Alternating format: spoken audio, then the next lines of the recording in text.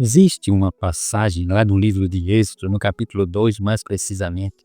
É interessante. A Bíblia diz que quando Moisés, já crescido, resolve andar pelo meio da comunidade do seu povo, percebe que um egípcio estava maltratando um dos seus irmãos hebreus.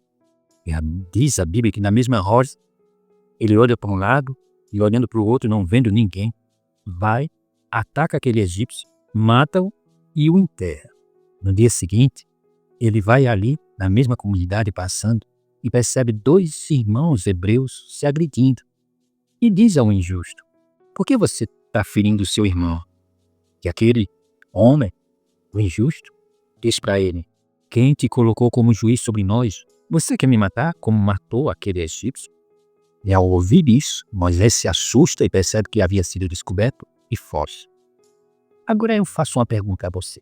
Se Moisés, olhando para um lado e para o outro, percebeu que não havia ninguém ali, quem era a pessoa que poderia ter visto Moisés matar e enterrar aquele corpo?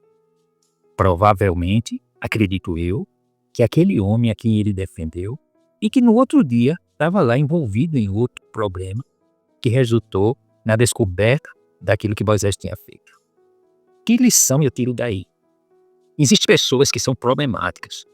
Pessoas que elas têm o hábito de arrumar problema e confusão. E eu digo a você, tenha cuidado com esse tipo de pessoas. Porque quem você hoje insiste em querer defender amanhã vai ser o primeiro a apontar o dedo, querendo te acusar, querendo te condenar por um bem que você tenha feito para ele. Então vigia, terra. Tenha cuidado, tenha sabedoria. Essa passagem traz muito ensinamento. Porque por mais bem que Moisés tenha desejado fazer para aquele homem, no final, ele foi quem foi o instrumento do mal para que Moisés fugisse da presença de Faraó para não morrer. Então, tenha cuidado. Tem pessoas que são problemáticas e nós não podemos insistir em querer estar ajudando essas pessoas porque a gente termina nos prejudicando. Não dê palco para quem não merece. Tem pessoas que estão passando por uma prova e Deus sabe por que ela está passando. E não seja você o salvador do mundo, para que depois você esteja pagando preço pelos outros. E no final de contas, os outros saem de bom. E você é quem não vai prestar. Então vigia. Tenha sabedoria, peça graça a Deus. Tem coisas que a gente tem que orar.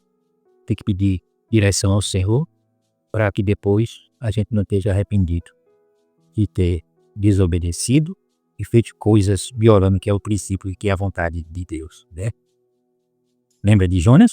Ele fez com que o navio e todos que estavam ali dentro quase perecessem por causa de um ato de desobediência de Jonas. Então, a vida é feita de ensinamento e lições. Então, que você e eu possamos aprender com esse exemplo de Moisés. Deus te abençoe, Jesus te ama muito.